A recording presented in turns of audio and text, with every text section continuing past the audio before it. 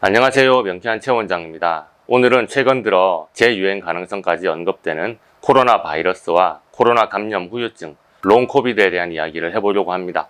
그런데 저는 알러지를 치료하는 한의사입니다. 그러니까 눈치가 빠르신 분들은 제가 오늘 영상에서 무슨 이야기를 할지 벌써 감을 잡으셨을 것 같은데요. 네, 맞습니다. 코로나 바이러스에 대한 알러지 이야기입니다. 제가 하늘 아래 모든 것에 알러지가 있을 수 있다고 누누이 말씀드렸습니다. 그러나 코로나 바이러스의 알러지라니 느낌이 생소하고 상상이 안 되시는 분들도 계시죠. 제가 말하는 알러지 반응이란 경락의 기흐름이 막힌 것 때문에 나타나는 불쾌한 과민 반응입니다. 남들은 예민하지 않은데 상식적으로는 괜찮을 만한 아주 극미량에도 과한 예민 반응을 보일 때 그것을 알러지라고 합니다. 그래서 코로나 바이러스에 대한 알러지 반응이 심한 사람들을 보면 코로나 감염 이후에 몸에서 바이러스 검출이 안 된다는데 본인은 이유 없이 몸이 힘들다고 하면서 일상생활에 극심한 타격을 받습니다. 각종 진단검사상으로는 특별한 이상이 없는데 의학적으로는 설명되지 않는 각종 이상 증상을 호소합니다.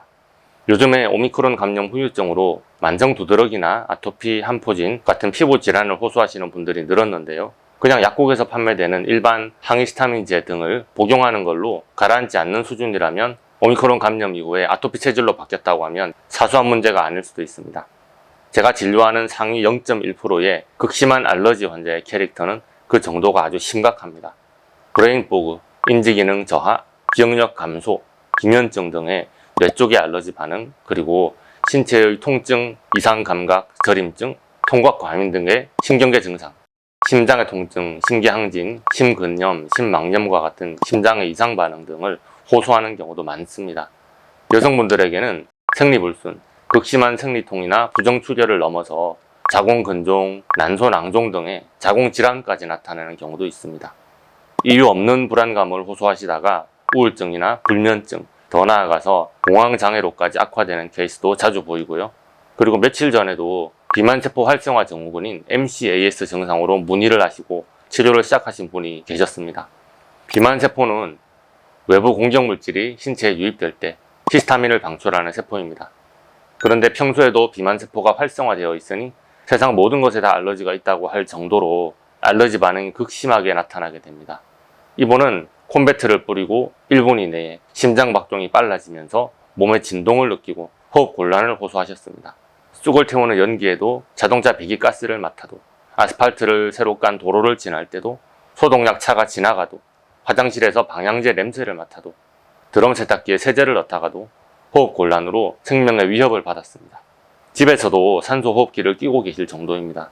그런데 예전에는 이런 증상이 전혀 없었다고 하십니다. 이렇게 신체 이상 반응이 나타난 계기가 무엇이었을까요? 네, 맞습니다. 코로나 감염 이후에 생긴 증상 아니면 백신을 맞고 나서 이후에 생긴 증상이죠. 그런데 병원에서는 코로나 감염과 이런 증상은 아무 관련이 없다고 말할 겁니다.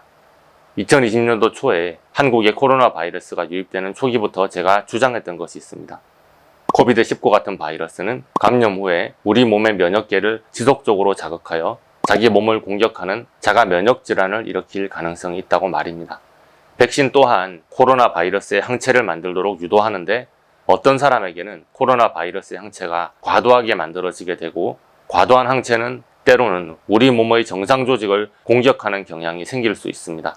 그래서 실제로 코로나 감염 혹은 백신 접종 이후 루푸스, 크론병, 다발성 경화증 등의 자가 면역 질환을 진단받으신 분들이 많고 저는 그런 환자분들을 참 많이 봅니다.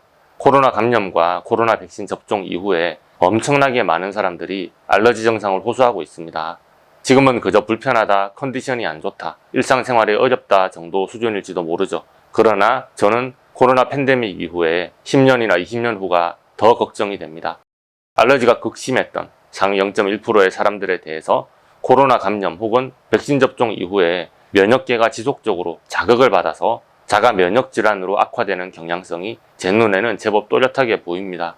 이런 경향성이 알러지가 전혀 없던 사람들에게도 나타나진 않을까 심히 걱정이 됩니다. 그리고 코로나 감염 이후에 다음 세대도 걱정이죠. 여러분들이 잘 아시듯 알러지 경향성은 유전됩니다. 코로나와 백신에 의해 신체의 면역 반응이 과항진돼서 각종 물질에 과민한 알러지 반응을 갖고 있는 당시에 임신을 하게 된다면 그 아이는 알러지 스위치가 켜진 상태에 알러지 성향의 유전자를 부모로부터 물려받게 될 것입니다. 그냥 단순히 아토피, 천식, 비염, 소화장애 등의 알러지 증상을 보이는 것은 차라리 낫습니다.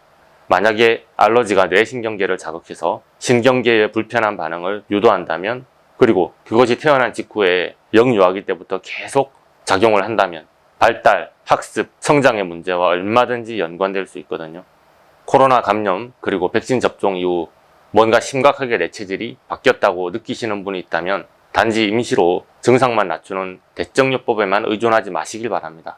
바이러스와 백신에 의해서 면역계가 심각하게 자극을 받아서 신체의 과민 반응이 계속 나타나더라도 학계에서는 코로나와의 인과관계를 공식적으로 인정하지 않을 가능성이 높습니다. 증상이 심각하다고 아무리 호소를 한다고 해도 경락의 기흐름이 특정 물질의 에너지와 충돌하는 현상이 과학적으로 측정되지 않는데 어쩌겠습니까? 저는 한의학적인 방법을 써서 알러지를 예민하지 않게 탈감작 치료하는 한의사입니다. 탈감작 치료의 대상에는 코로나 바이러스, 델타, 오미크론 변이, 그리고 화이자, 모더나 백신도 포함됩니다. 코로나 후유증이나 백신 알러지에 대한 치료가 한의학적으로도 가능하다는 말씀을 드리는 것입니다. 2022년도 8월 현재에 1900만 명 이상의 한국인이 코로나에 확진되었거나 회복 중에 있는데, 오늘 제 이야기와 전혀 상관없는 분들이 99% 이상일 것입니다. 그러나 너무 상태가 심각하지만 어디 물어볼 데도 없고 진료받을 곳도 없는 1% 혹은 상위 0.1%의 환자분들을 위해서 오늘 영상을 찍었습니다. 혹시나 최근에 건강 상태가 너무 안 좋아졌는데 뾰족한 이유는 없다 하시는 분들, 코로나 감염이나 혹은 백신 접종과 연관지어서 생각해 보시기 바랍니다. 롱 코비드 그리고 백신 알러지 얼마든지 치료하고 일상으로 회복할 수 있습니다. 이에 관련한 자세한 내용은 더보기란에 링크를 남겨놓겠습니다. 궁금하신 사항이 있으시면 댓글로, 프라이버시가 중요하신 분들은 네이버 톡톡으로 문의해 주시면 성심껏 대답해 드리겠습니다. 감사합니다.